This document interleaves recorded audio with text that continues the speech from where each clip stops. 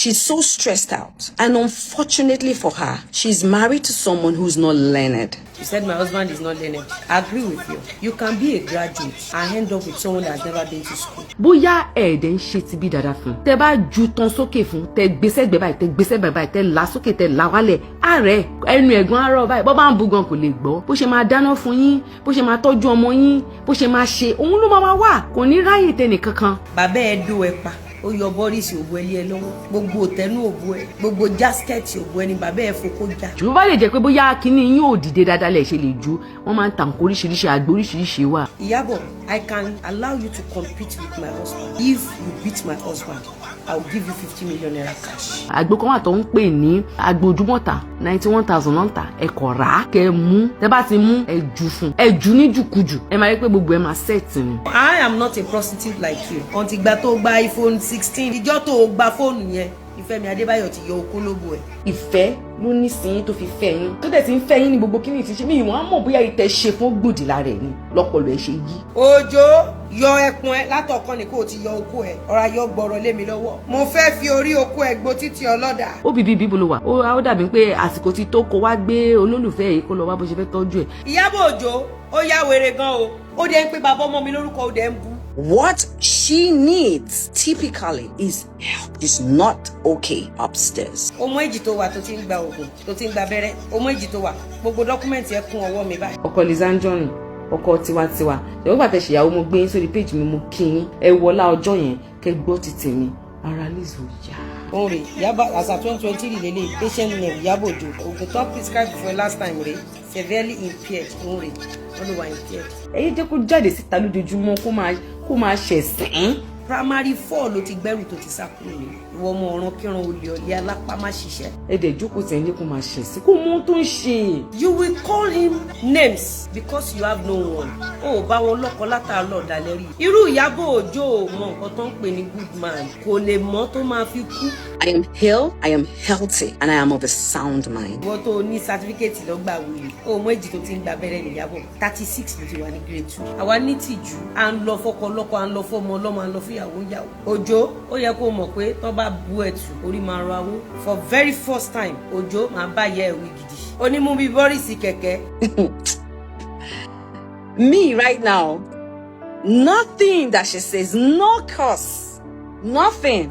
The ones I stumble on, because I don't go on her page, but the few ones I stumble on, I just laugh. In fact, there's a guy on TikTok that mimics her so well. The guy is so funny. He's so hilarious. Do you understand? When I stumble on his videos, I laugh my ass out. Like, it's all cruise for me. I don't take nothing that she's saying serious anymore. Nothing. Let me tell you one of the reasons why. Because God has kept blessing me. I am healed, I am healthy, and I am of a sound mind.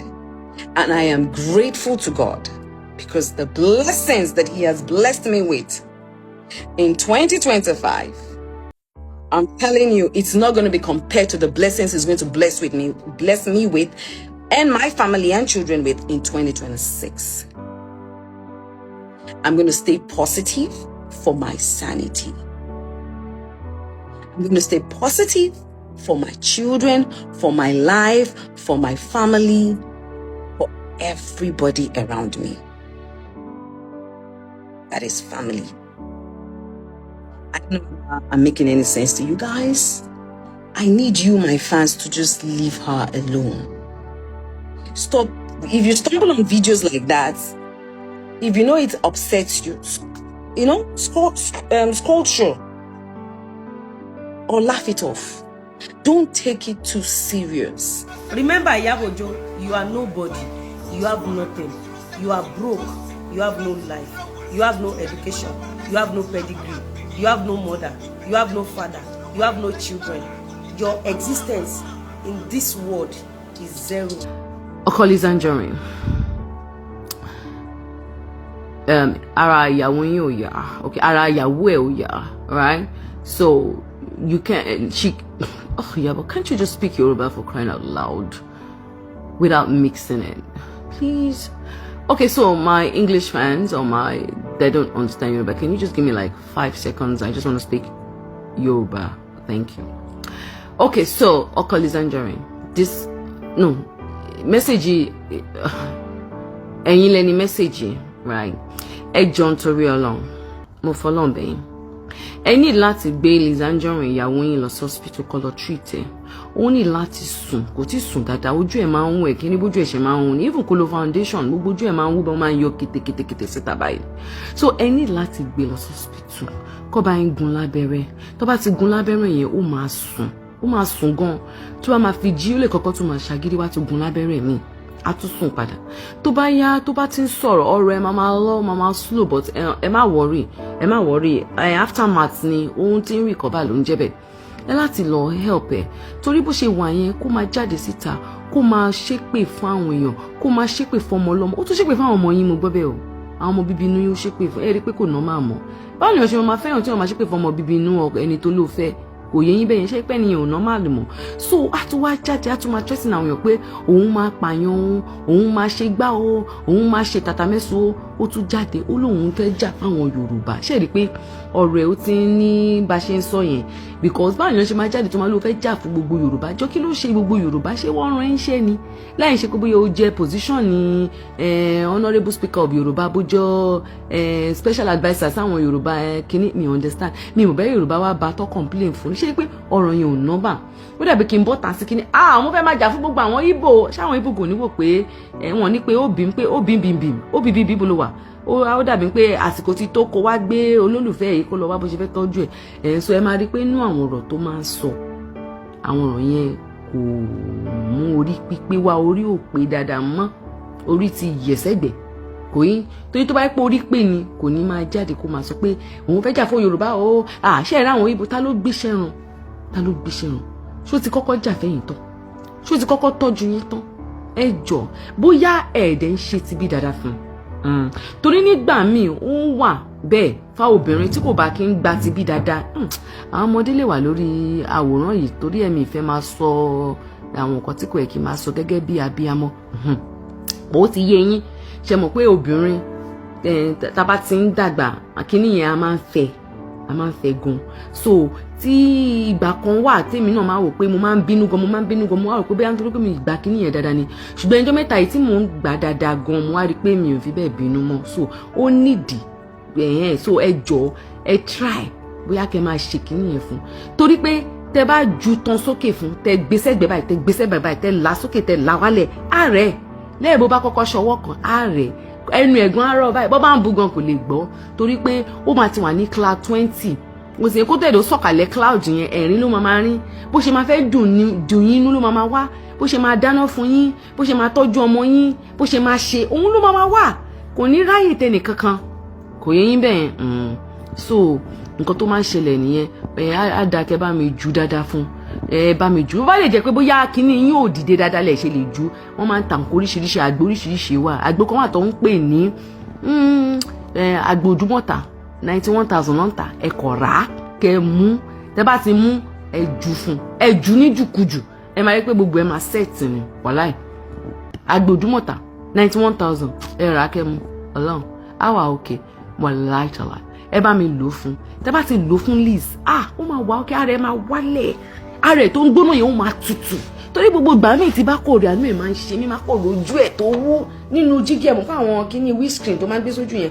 Ojú ẹ̀ máa ń wú nú ẹ̀ gèlèbọ̀ báyìí máa wọ̀ pé torí Ọlọ́run. Ta ló wá ṣọmọ yìí báyìí torí Ọlọ́run? Ẹ jọ̀ọ́ ìfẹ́ ló ní sí yín tó fi fẹ́ yín. Ìfẹ́ ló ní sí yín tó fi fẹ́ yín. Ìgbà tó dẹ̀ ti ń fẹ́ yín ni gbogbo kíní ti ṣe. Mi ìwọ̀n á mọ̀ bóyá ìtẹ̀ ṣe fún gbòdìlà rẹ̀ ni lọ́pọ̀lọ́ ẹ ṣe yí. Ó lè jẹ́ bóyá ìtẹ̀ ṣe fún gbòdìlà rẹ̀. Ó lè jẹ́ bẹ́ẹ̀ torí nígbà míì wà tí wọ́n bá lọ ṣe ní bí kò ṣe kí wọ́n ṣe, ó lè lọ gbòdì. Kí ó dé ìgbì tó wáyé kó ń gbòdì lára ẹ̀ ni ẹ̀yin gbẹ́ lọ ṣẹ́ẹ̀kì ara yín. Bẹ́ẹ̀ bá ti wá ṣẹ́ẹ̀kì ara yín tán, kí wá padà ṣẹ́ẹ̀kì ara tiẹ̀. Ó ní ìdí àgbo Ìdúmọ̀tà ni, bẹ́ẹ̀ ni wọ́n ń tà. Bẹ́ẹ̀ bá dé Ìdúmọ̀tà ẹ máa rí àgbo yẹn lò ó, kẹ́ mú kẹ́ kì mọ́lẹ̀, kẹ́ fún ní gbogbo áńgù kẹ́ jẹ́ kí gbogbo ara ẹ̀ kó wálẹ̀. Gbogbo àrẹ̀gọ́ ẹ pé ọjọ́ tẹjọ́ ń lọ sí kíní mẹ́sà ìgbẹ́ bó ṣe ń rìn tó ká ẹ̀yìn báyìí ó ká ìyẹn ni mo fi mọ̀ pé nǹkan kan ti kù sára ọmọ yìí bó tó káyè báyìí tó ṣe báyìí tó rìn lọ bẹ́ẹ̀ ni tí ẹ mọ̀ ẹ ló ti pé 91 ẹ bá mi wá àgbo yẹn fún 91 ló ń pa àgbo yẹn tẹ́ bá ti dé 91 dẹ̀ ló ń tà tẹ́ bá ti lu àgbo yẹn fún báyìí wàláì gbogbo ẹyin ẹ̀ tó káyè ó máa nà ni kò ní ráyè tẹ̀ nìkan kan ó máa rẹ́rìn-ín àwọn yóò máa bèèrè pé ẹyin bí mo ṣe ń fẹ́ yín ẹyin mo ṣe ń rẹ́rìn-ín ó bèbè kò yẹ yín bẹ́ẹ̀ ẹ lò ó ẹ jọ wàláì ní ìwà bú yín o mo wá bẹ̀ yín kẹ́ bá mi tọ́jú èèyàn mi ẹ bá mi tọ́jú èèyàn mi ẹ jọ Lizzy Anjorin ẹ bá mi tọ́jú ẹ ṣàánú ẹ jẹ́ kó jáde síta lójoojúmọ́ kó máa ṣẹ̀sìn ṣó dá kí wọ́n máa ṣẹ̀sìn lójoojúmọ́ lórí social media lórí social medium ẹ má yẹ kí wọ́n máa ṣẹ̀sìn lórí social medium lójoojúmọ́ kí wọ́n dẹ̀ jáde kó dẹ̀ máa kú Ọlọ́run nìkan ló mọ iye foundation tí ọmọ yẹn ti rà báyìí Ọlọ́run nìkan ló mọ iye foundation tó ti rà tá a ṣan foundation sójú nígbà mi kò ní wọ foundation a wá gbé ìgò yẹn sójú báyìí gbogbo aṣọ tó ní nínú ilé ẹ̀tọ́ ẹ kó tà gbogbo aṣọ tó rán tó ẹ kó máa tà fáwọn kọ́sítọ́mà ó ti wọ gbogbo ẹ̀ tán láti fi ṣe show ẹ ṣàánú ọmọ yìí ẹ ṣàánú ọmọ yìí ọkọ Lizzy ẹ̀yin náà la máa bẹ̀ ẹ̀yin la máa bẹ̀ ẹ jọ̀ọ́ nígbà tẹ́ fẹ́ fẹ́ ọmọ wa bẹ́ẹ̀ báyìí kọ́ lẹ ṣe rí ọmọ wa máa ń múra dáadáa tó máa polówó ọjà tó máa jó tèmi náà máa ń wọ̀ nígbà máa ń rẹ́rìn pé ọmọ yìí mo lè láì bó ṣe ń tajà o ìgbà yóò yẹ ẹ̀kẹ́ ẹmọ ara ẹ̀ dán ó ṣe gbogbo ẹ̀ nígbà yẹn lẹ mọ̀ ẹ wá mọ̀ tán kí lẹ mọ̀ tán tẹ gbé báyìí kí ló wá ṣe kí ló ṣẹlẹ̀ ẹ jọ̀ọ́ èmi ń bá bẹ̀bẹ̀ ni ẹ má wò ń ràn mọ́ ẹ dẹ̀ jókòó sẹ́yìn lẹ́kọ̀ọ́ máa ṣẹ̀ sí kó mọ ohun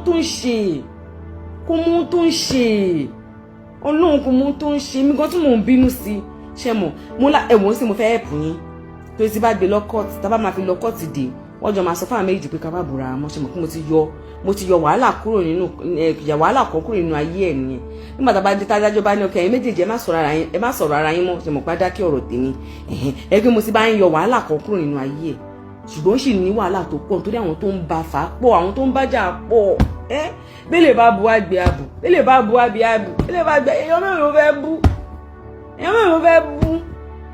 ẹ jọ̀ọ́ dádì wa mo ń bẹ̀yìn ní sà ìkúnlẹ̀ mi rè dọ̀bálẹ̀ mi rè ẹ jọ̀ọ́ dádì wa mo ń bẹ̀yìn mo mọ̀ pé torí tí mo ṣe sọ Yorùbá o mo ti ní mi sọ Yorùbá lé nìbọn torí tí mo ṣe sọ Yorùbá ẹ jọ̀ọ́ dádì wa ọkọ Lizzy Anjorin ọkọ tiwantiwa ẹ wọ́n pàtẹ́ ṣèyàwó mo gbé yín sórí péjì mi mo kí yín ẹ jọ̀ọ́ ẹ wọlá ọjọ́ yẹn kẹ́ gbọ́ ti tèmi ara Lizzy ò yá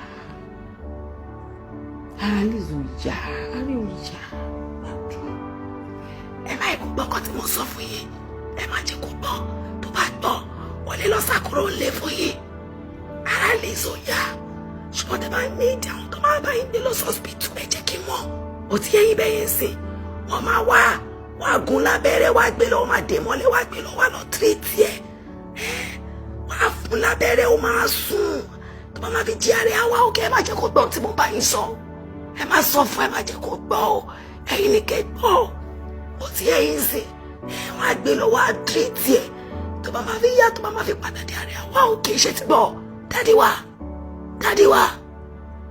wa ní damax ṣe ti gbọ́ dádì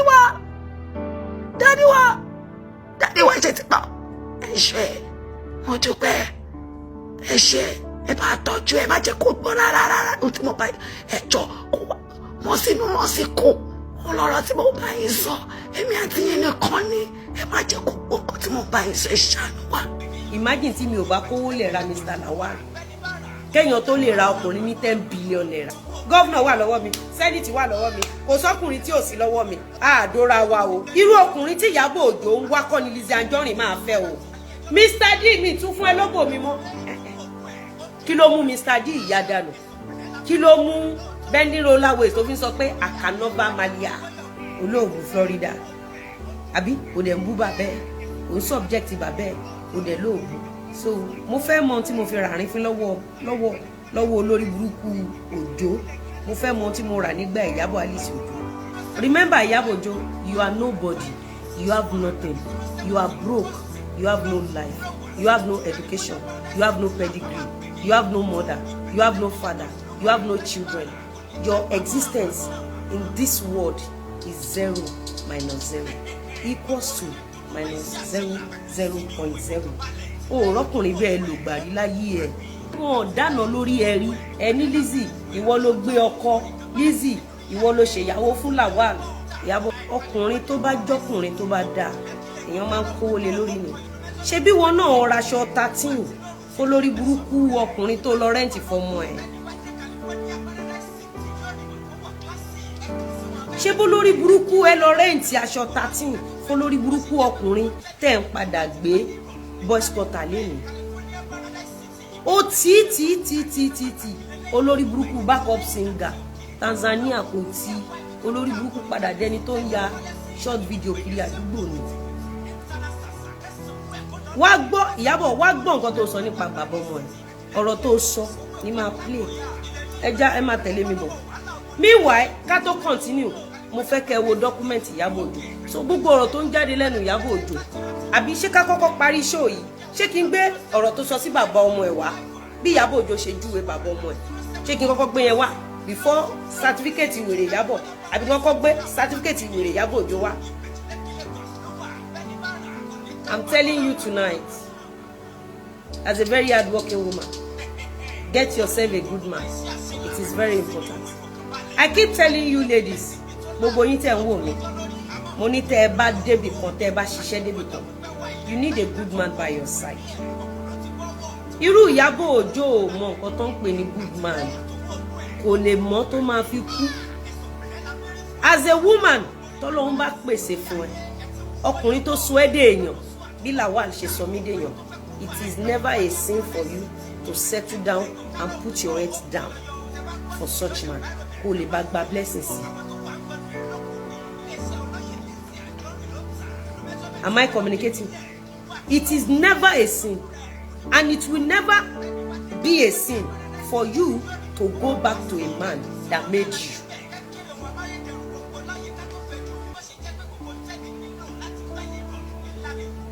Am I communicating? I loved my husband. Èmi mo san dowry ẹ̀. Ṣé bó wó mi ló gbé.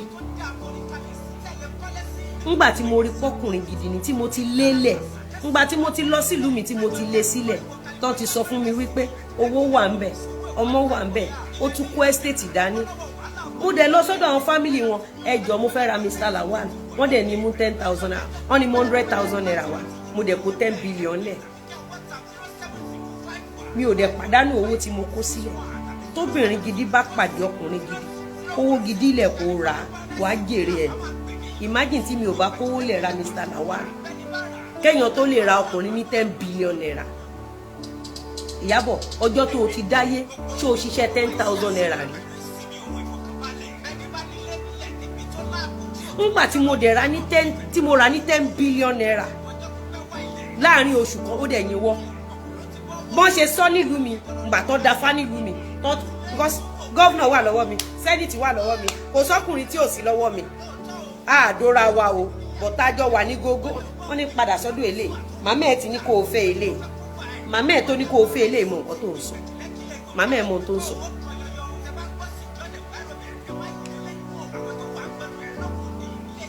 You don't understand?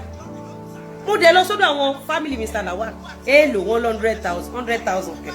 Ọkùnrin tó sọ pé ó máa yọ owó, ó máa yọ ọmọ, ó máa yọ estate. Mo dẹ̀ kó 10 billion naira ni. Ó dẹ̀ yín wọ́. Àárín oṣù kan mo ti rówó mi padà. Orí èrè ni mo wà. Orí géènì ni mo sì wà báyìí. Kọ́ ló ń fún wa lẹ́mìí gígùn tí màá fi jẹ géènì mi pẹ́. You don't understand? So I am saying this to ẹ̀yin obìnrin tí Ọlọ́run ti gbéga, tẹ́ ẹ dẹ̀ mọ ọkùnrin tó lóyà sí yín. Irú ọkùnrin tí Iyabo Ojo ń wá kọ́ ni Lizzy Anjorin máa fẹ́ o. Èmi ò wá ànóde Maliam. Ẹ̀rí bí Benny Roller Waist ṣe fi Iyabo Ojo ṣẹ̀sìn lọ́dọ̀ Daddy Freeze. Ó ní I can never marry her. Ẹ̀rí bí honorable tó fẹ́ kú sí lọ́rùn. Honorable bọ́dà tó wà l'Abuja. Mr. G tí Iyabo Ojo ti parọ́ fún wa lọ́dọ̀ Gistlover. Ó ti àbí ẹ̀ka sórí yẹn gbà lọ́dọ̀ Gistlover. Ṣé wo ká? Ó ló ti ra diamond ring fóun, ó ti ra àbálọ àbábọ̀. Nǹkan tá à ń gbọ́ ni pé, "Gino mi tún ní fún ẹ lóbẹ̀ mi." Sorry mo dárúkọ yín bọ̀dà mi, ẹ má bẹ̀rẹ̀. I'm sorry bọ̀dá mi ẹ má bínú Mr. D mi tún fún ẹ lọ́bọ̀ mi mọ́ kí ló mú Mr. D ìyá dànù kí ló mú bending roller waist tó fi sọ pé àkànọ́bà malia torí òkú Mohbad ló di ọwọ́ bending roller waist wọn irú quality táwa ń wá lára ọkùnrin kọ́ ni irú àwọn Ìyábọ̀ Òjó ń wá àwọn ọkùnrin tíyàwó wọn ti ṣiṣẹ́ abiyamọ lórí wọn tíyàwó wọn ti sọ dolówó làwọn Ìyábọ̀ Òjó máa ń wá àwọn ọkùnrin tó sọ obìnrin dolówó ọlọ́rọ̀ nírú àwa ń wá torí ọkùnrin tó bá lè build irú Lizzy ó lè build gbogbo universe. Am I communicating?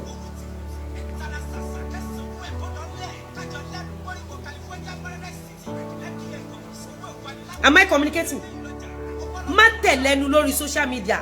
Má tẹ̀lé social media validation. Tó o bá ti jẹ́ obìnrin akíkanjú tó o mọṣẹ́ ṣe, o need assistance. O need ọkùnrin tó lè bẹ build empire.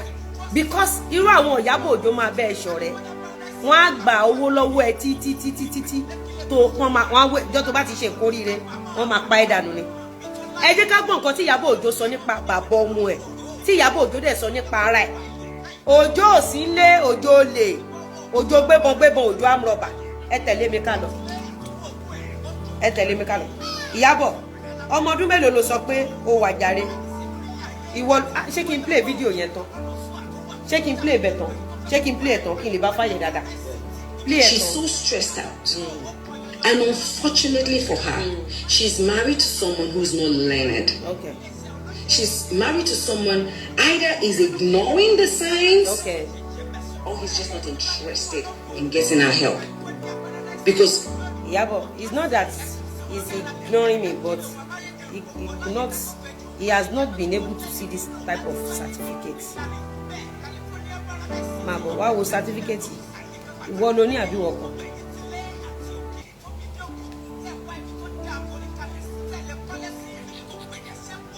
Iyabo, ṣé wọ́n ló ní certificate yìí àbí wọ̀kan? Ṣé wọ́kọ́ rẹ̀? Ti 2023 ẹ̀rì, ti 2023 ẹ̀rì, patient Iyabo Ojo. History, ṣé wọ́kọ́ ló ní? Of present illness, psycho kí lórí tán pè yìí? Ṣé wọ́n ló ní àbí wọ́kọ́? Family history, family history ẹ̀, ti 2023 ẹ̀rì, family history ẹ̀, strong medical òun rè, ti 2023 ẹ̀rì, history paranoid, schizophrenia òun rè, àbó nǹkan rè, ṣó nǹkan rè, history òun rè, long time symptoms including delusion, obsession, ṣé bóun rè, àbó nǹkan rè, ṣó nǹkan rè, ṣé history ẹ̀kọ́ rè, àṣà 2023 rè, mo ní mi lọ́wọ́ lára àwọn nǹkan tó submit sí kóòtù nìyẹn ẹ má bínú ẹ̀yẹn mi lára nǹkan tó submit sí kóòtù nìyẹn wọ́n rí. Ẹ bá mi pè Mr. Ojo ìyẹn olórí burúkú Ojo tó máa ń jí ọmọ ẹdìyẹ gbé ẹ bá mi pè é ẹni kó wá gbọ́ nǹkan tí ìyá ọmọ ẹ̀ ìyẹn olórí burúkú Iyabo Alice Ojo ìyá pìrìsìkú òjijì ìyá Festus onígbáná grandma Rakim ikú rèwerèwe ẹ bá mi pè pé kó tó wá gbọ́ tuntun for very first time Ojo máa bá yẹ ẹ̀wí gidi at least ó lọ́mọ lọ́wọ́ olórí burúkú yìí náà Ojo ó yẹ kó mọ̀ pé tó bá bu ẹ̀tù orí máa rọ awó. You don't understand? For the fact that we are not evil àwa ò mọ̀ kó yẹ ká lọ fún ẹ Ojo olórí pẹ́tẹ́kì bí ìbàntẹ́ ọ̀bọ àwa ò mọ̀ torí àwa ò níkà àwa nítìjú àwa gbọ́ràn àwọn òbí gidi ló bí wa à ń lọ fọ́kọ lọ́kọ à ń lọ fọ́mọ ọlọ́mọ à ń lọ fúyàwó ìyàwó à ń lọ fáyé aláyé but àwa ṣẹ̀ṣẹ̀ gbọ́n débẹ̀ ni pé ọ̀rọ̀ náà kàn ẹ́ Òjó ó ṣàrí pé lórí burúkú níyà ọmọ ẹ̀ ó rí pé wèrè níyà ẹ̀ onímú bíi bọ́rìsì kẹ̀kẹ́ Òjó bọ́ síbí ọdún kẹfà rèé mi mọ tọkọ mi ṣe fún mi mọ tí bàbá ọmọ tèmi ṣe fún bàbá ọmọ ò dẹ̀jú bàbá ọmọ lọ Òjó gbé ẹpọn ẹ síta kó o yọ látọ̀ kan má dàyé mi láàmú Òjó yọ ẹpọn ẹ látọ̀ kan ni kó o ti yọ okó ẹ ọ̀rọ̀ ayọ̀ gbọ́rọ̀ lé mi lọ́wọ́ lálẹ́ yìí Òjó mo fẹ́ fi orí okó ẹ gbó títí ọlọ́dà bọ́ pátá má ní mi lára Òjó sí nílé ọmọ ẹ̀dìyẹ grow Òjó is around gbogbo ẹ̀dìyẹ disappear gbóde máa bọ́ ń ta. Remember, I have never come for Iyabo Ojo's baby father. I'm sorry. It's because me, I'm not wicked. Because I don't know how to go for people's family. Àwọn òbí gidi ló bí mi. But ó ti yé mi. A ti débẹ̀. Iyabo Ojo bàbá ọmọ ẹ pè síta kó wá gbọ́n tó ṣe kí n tó wọnú ayé lọ pẹ̀lú ẹ. Òjó orí ilékulẹ̀ já ẹ bá mi pè síta. Àwa ò ní fanbase tó ń pààyàn. Fanbase tó kọ́lé làwa ń lò. Ọdún kẹfà rèé ṣá àfi bí ògùn. Ẹja gbọ́n nǹkan tán ní Iyabo Ojo sọ. Iyabo gbóhùn sókè. Òun dànù rẹ̀ kò rè mú gbọ́. See, I'm sleeping. I'm eating fine. I'm okay. Okay, you are eating fine. You are okay. Bó ṣe ń sọ̀rọ̀ gan-an wọn. Pẹ̀lẹ́. Aṣọ́wọ̀ ìyá àti bàbá ẹ̀ ló ti jogún ranjú. Pẹ̀lẹ́ ọmọ akíkanjú olórí burúkú ọmọ jogún wèrè. Má kẹ̀dẹ̀ já HOH. Ẹ̀yin mélòó lẹ like aṣọ tí mo wọlé nìyẹn? Ẹ̀yin mélòó lẹ like aṣọ yẹn? Oh, beautiful, no doubt. The gele, the fabric, the shoe and bag, the jewelry. The fight.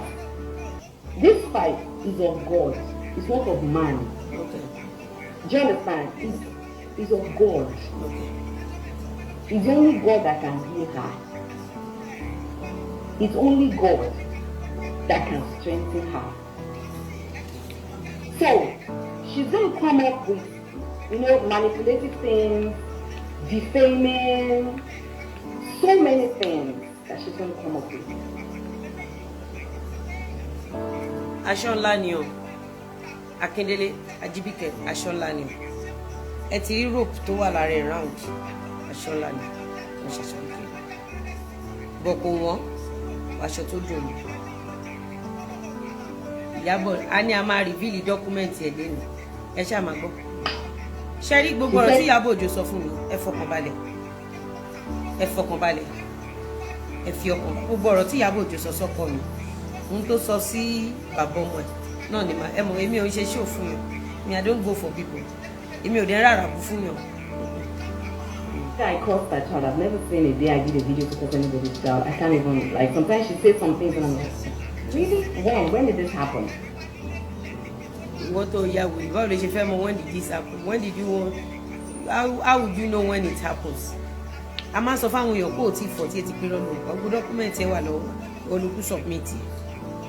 I'll make it easy for you. So just ṣé bíbá ló ti sọ? She's going to come up with different stories every day. Now she's been repeating and recooking and repeating and recooking ìyẹn ọkàn mi.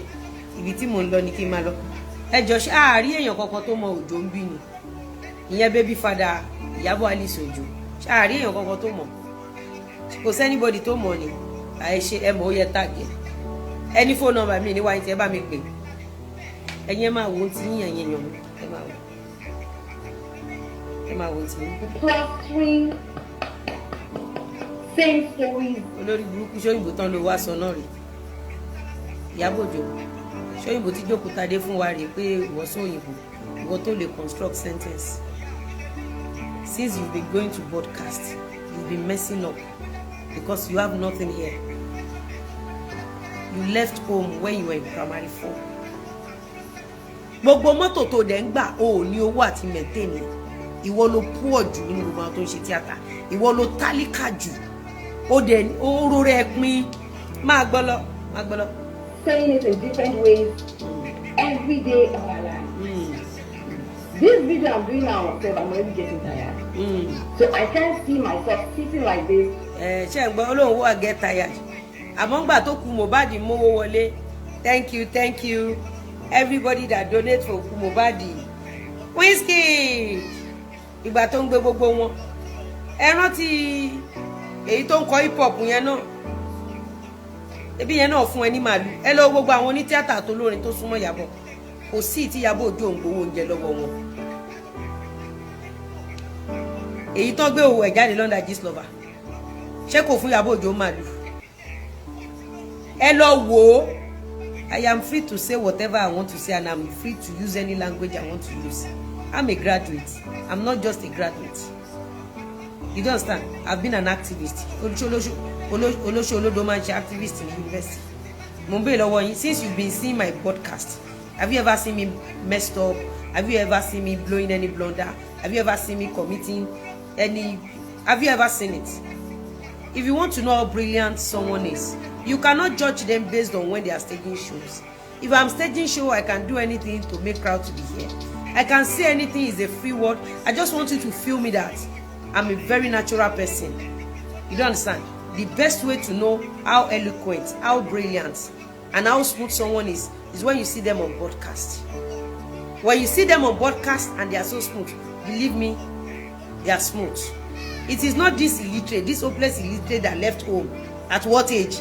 This one that ran away from home when she was primary 4, that will be pushing us around. You know me, I'm a very straightforward person. You know me. I don't care. I don't judge people.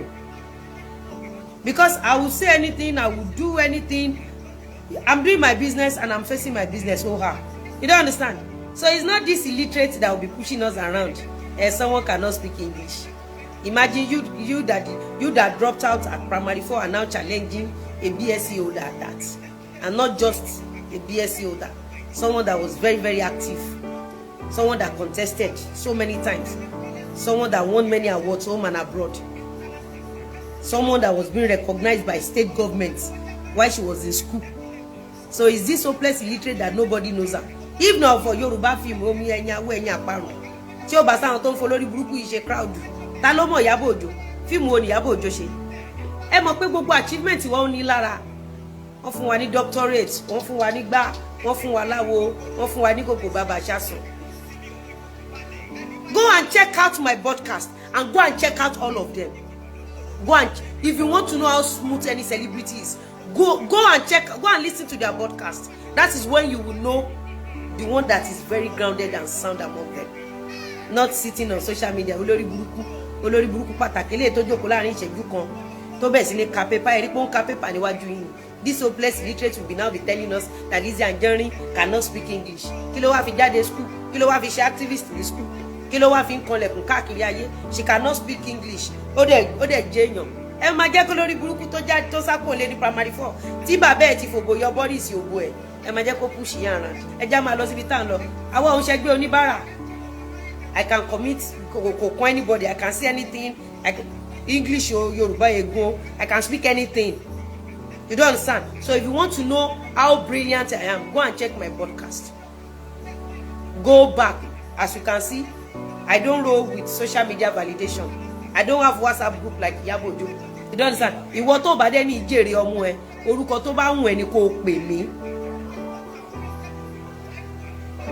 Ó ti yé. Orúkọ tó bá ti wùn ẹ́ ni kó pè mí. Ìwọ tó bá ní jèrè ọmọ ẹ. Torí pé èyí tó yẹ káwọn ọmọ ẹ learn láti lọ sí school, kọ́kọ́ sí ọwọ́, wọ́n jẹ́ èèyàn.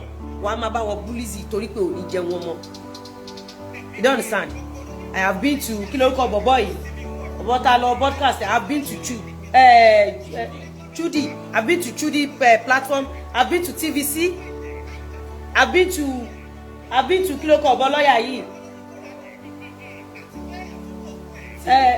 Timi Agbaje. I've been to many podcasts. Some of them are to test my level of integrity. Some of these podcasts are to test my level of, you know. But wọ́n bá mi bẹ̀ ọ́ díà wọ́n ti rò pé tá a bá lọ bẹ̀ a máa lọ tàbọn some of them are set up you know láti yẹ̀yẹ́ wa but wọ́n mọ̀ pa wà grounded oníṣòwò ni mí kán tó lè fún yàn ní doctorate in business administration no be wasa àwọn tó fún mi ní doctorate wọ́n mọ̀ pé ó wà lórí mi so I can decide to do anything I can decide to speak anything I can decide to say anything you don't understand ṣé so Iyabo Ojo tó jáde kúrò lé ní primary 4 ó sì lọ. I'm doing videos every day to respond to a lunatic. A lunatic, you say?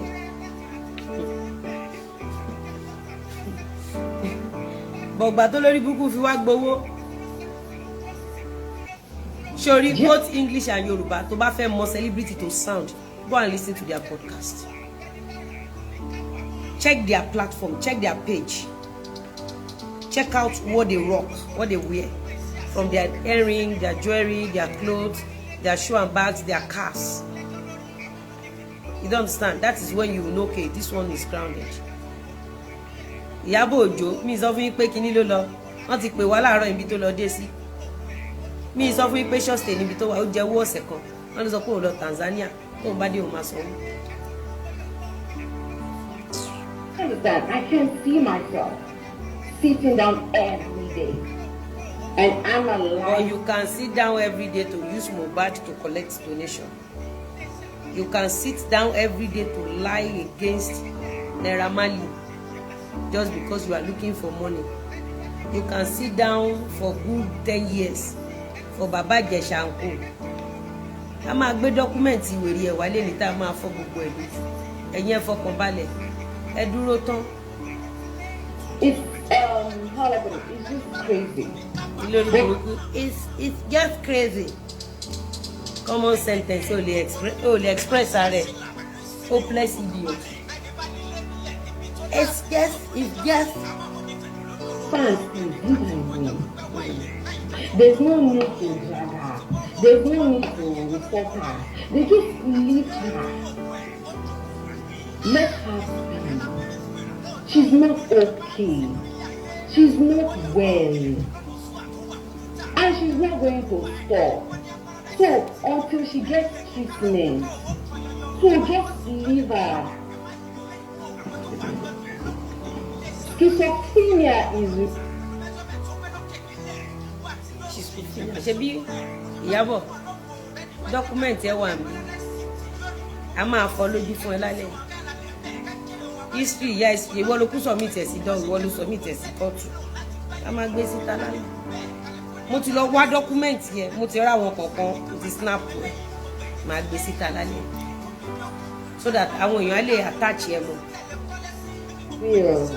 I don't know if I'm getting the pronunciation right, and if I'm not, please just check it out. Just check it out. Just check it out. I hope you are getting the clear interpretation right. When is this saga going to end? Mo fẹ́ block olórí búburú tó ní when is this saga going to end? Admin, bá mi block ẹ̀ tó ní when is this saga going to end? It's real. And everyone cannot love you. I can't expect everybody to love me. I would always have haters. It's normal. It's part of the price you pay for putting yourself out there. For someone like me that have done social justice, it's part of the price I would pay. You did social justice. Abi you did social babiala. Any there's price to pay. Not everybody is okay with the way I handle things, which is fine, which is okay, which is good.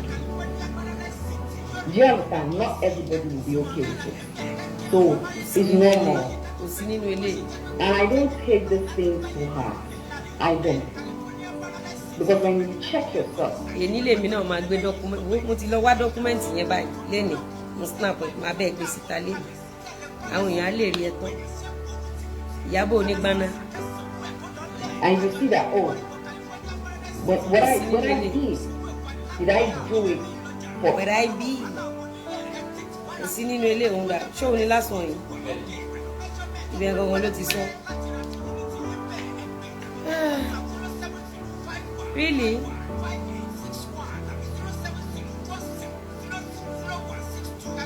Let me send him back. Okay. She's so stressed out. And unfortunately for her, she's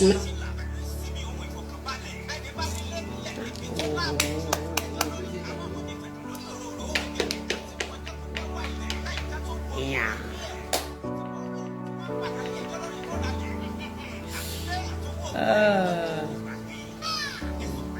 She's so stressed out. And unfortunately for her, she's married to someone who's not learned. She's married to someone either is ignoring the signs or he's just not interested in getting her help. Because what she needs